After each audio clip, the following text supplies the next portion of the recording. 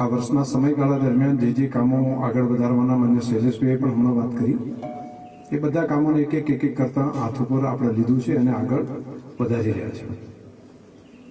સૌથી મોટી બાબત તો એ છે કે કંઈ પણ આફત કે મુશ્કેલી હોય તો બધાને એવું લાગે કે આપણા પડખે ઊભા છે. એ વાવાઝોડાની આફત આવી હોય તોય લાગે કે આપણે એકલા નથી, આપણા હંગાથે છે. અને સતત સાથે રહીને, બધાની વચ્ચે રહીને જેટલું બની શકે એટલા મહેનત કરવા માટેના પ્રયત્નો સતત ચાલે છે.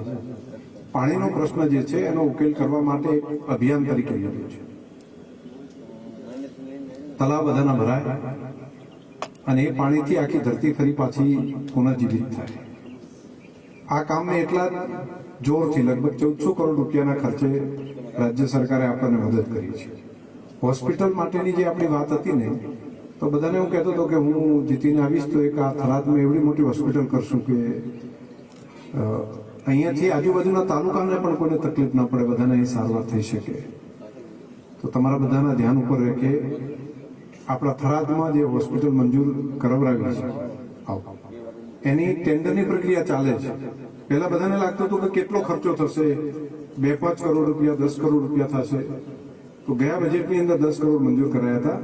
આ વખતે લગભગ મંજૂર થઈને ટોટલ 50 કરોડ રૂપિયાના ખર્ચે હોસ્પિટલ બનશે, જે જિલ્લા કક્ષામાં હોય એના કરતાં પણ મોટી હોસ્પિટલ. એની ટેન્ડરની પ્રક્રિયા કરી છે. ગયા વખતે 10 કરોડ બજેટમાંથી લીધા હતા. આ નવા બજેટમાંથી પણ એની જોગવાઈની વ્યવસ્થા એડવાન્સમાં અત્યારે નવું આવશે 17 એટલે થઈને એક આધુનિક હોસ્પિટલ ગરીબમાં ગરીબ માણસના પણ પ્રાણ બચાવવાનું કામ આપણા થરાદના આંગણે થાય. અને થરાદ તાલુકો હોય, થરાદ શહેર હોય એને તો બરાબર, પણ આજુબાજુના તાલુકાને પણ આ કામ આશીર્વાદરૂપ સાબિત થશે.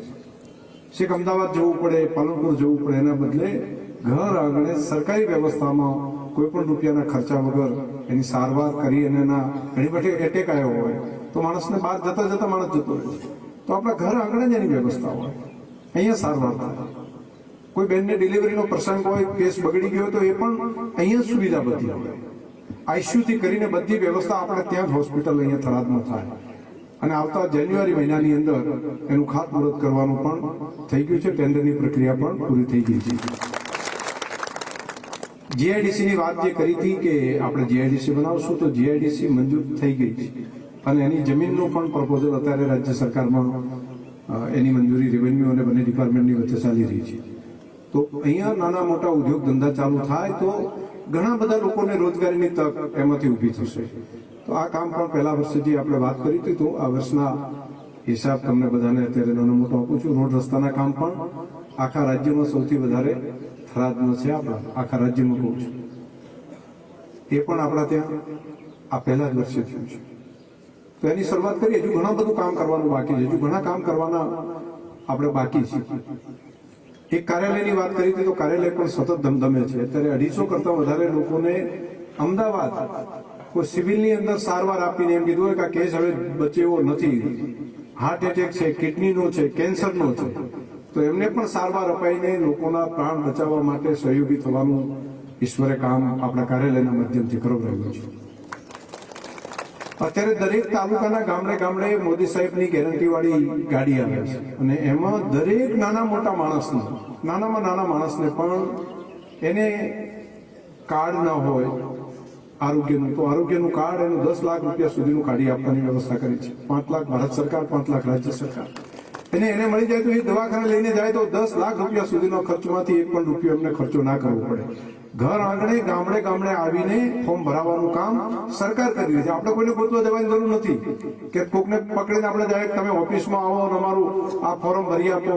વિધવા સહાય હોય તો ત્યાં, વૃદ્ધ સહાય છે તો ત્યાં જ ગામમાં જ ફોર્મ ભરી જાય અને ગામમાંથી જ ફોર્મ ભરીને એમનો હક અને અધિકારનો એમના ઘર સુધી મળે એ પ્રમાણેનું એક મહા અભિયાન પણ ચાલી રહ્યું છે. એ કામ પણ ખૂબ તેજ ગતિથી આગળ વધે છે. નર્મદાના પાણી માટેની જે કેનાલોનું કામ હતું, એને જે પ્રશ્નો હતા એને પણ ઘણા બધા સોર્ટ આઉટ કરી લીધા છે. હજુ પણ આ ગતિને આપણે આગળ વધારશું.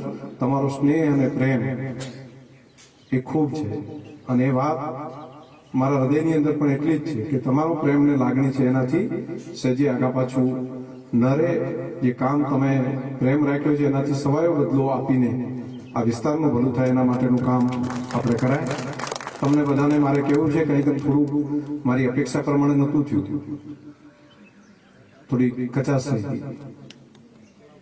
તો ભવિષ્યની અંદર પણ બધા સાથે રહેશો તો મને લાગે છે કે આપણે આ ગતિને વધારે આગળ વધારી શકશું. મારે હું કહું છું સૌનો સાથ સૌનો વિકાસ. તો એક હાથે તાળી ના પડે, બે હાથે તાળી પડે ને. તો બે હાથે તાળી પડે એના માટેનું પણ આપણે વ્યવસ્થા ઊભી કરવી પડશે. અને તમે જેટલું કઈ વાંધો નહીં, પહેલી વખત તો નતા ઓળખતા, નથી ખબર, જાણતા નતા, એના કારણે કરીને થોડું પેલું હોય. પણ હવે તો બધા ઓળખો છો, હવે જાણો છો, તો હવે એ ખામી ના રહે. તો એવી અપેક્ષા ઈશુભાવી રાખું તો કંઈ ખોટું નહીં ને. તો આ પણ વાત મને લાગે છે કે અપેક્ષા બધાની પાસે આવી મારી રહેશે, કંઈ વાંધો નહીં. બીજું જ્યારથી જાગ્યા ત્યારથી આપણે એને શરૂઆત કરીએ. અહીંયા આગળ મારા ભાગમાં 237 મળ્યા હતા મને, અને સામે 400 ઉપર હતા, 413 જેટલા, એટલે મારા કરતા ડબલ સામે હતા. પણ તોય તમારા કામ માટે અહીંયા તમને બધાને કહું છું કે તમે શરૂઆત કરો. અને જે રસ્તો જેમણે પકડ્યો છે ને, એમના ગામમાં બધા પાર્ટીના આગેવાનો હોય, કાર્યકર્તા હોય, એમને ટેકામાં સહયોગમાં બધા રહો તો બધાનું કલ્યાણ થશે, બધાનું ભલું થશે. આટલી વાત મારે તમને કહેવાની હતી. ખૂબ પ્રેમ ભાવથી તમે અમારું સ્વાગત સન્માન કર્યું. સૌનો હૃદયથી ખૂબ ખૂબ આભાર. અને એમાં તમારો વાંક નથી. ગયા વખતે મારા માટે કેવું બોલતા હતા બધા સામે, એટલે એમાં તમે ભરમાઈ જાઓ. કોઈને પણ એવું થાય એમ કે આ તો જીતીને જશે તો પછી તો તમે ક્યાં ગોતવા જશો, એ તો જતા રહેશે, અહીંયા હશે જ નહીં. તો હું કહેતો તો હું કાર્યાલય કરીશ, અહીં રહીશ, આવીશ, મળીશ, પણ પેલા કે ના તમે ખોટું તમે જોજો ને, તમે ગોતશો ક્યાં. તો હવે એ માણસને એમ લાગે વાત તો સાચી યાર, અરે આટલું બધું આવું બોલે છે તો શું થાય. હવે તમને લાગતું છે કે ના, આ માણસ કામ કરવા જેવો માણસ છે. આ માણસ આપણા વિસ્તાર માટે કામ કરે છે. એ સુજલમ સુફલમની અંદર પણ, ઉનાળાની અંદર પણ પાણી સતત નહેરોનું, સુજલમ સુફલમની કેનાલમાં તમે આવતો જતો જોતા હશો તો દેખાતું હશે. ઉનાળામાં પણ સુજલમ સુફલમ ભરેલી હોય એ વ્યવસ્થા કરી છે. અને બધા ગામના તળાવ એ પાણીથી ભરાય તો નાનામાં નાનો માણસ, 36 કોમ, દરેકે દરેક ગરીબમાં ગરીબ માણસને પણ પાણી મળશે તો એનો લાભ બધાને મળશે. એ ખેડૂતને મળશે, મજૂરી કરવા વાળા માણસને મળશે, અને નાનો મોટો રોજગાર ધંધો કરતો હશે એને ફાયદો એનો થશે. તો બધા કામ, જનરલ હિતના કામ હાથ ઉપર લીધા છે. શિક્ષણના કામને પણ આગળ લઈ જવું છે. તો આપ સૌએ જો પ્રેમ અને લાગણીથી અમને મારું માન સન્માન કર્યું, બધાનો હૃદયથી આભાર માનું છું. આજે તો બધા ખૂબ સારી સંખ્યામાં બધા આવ્યા છો.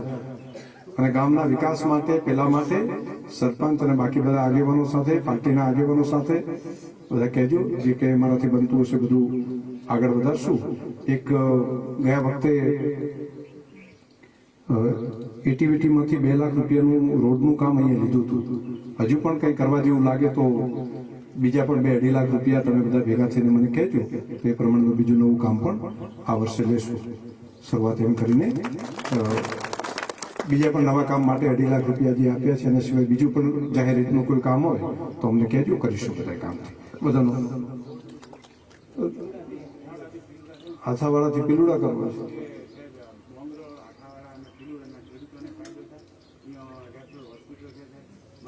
આવવા જવામાં અનુકૂળતા ને કરીશું. હા, ધ્યાન રાખીશું. આ પહેલું વર્ષ છે. બીજા વર્ષે, ત્રીજા વર્ષે જે કરે ને એની અંદર લઈ લઈશું. 5 વર્ષ જે પૂરો થાય ને પહેલા તમારા રોડ રસ્તા બધા એક એક કરતા બધા પૂરા કરશો. ખૂબ ખૂબ આભાર. ધન્યવાદ.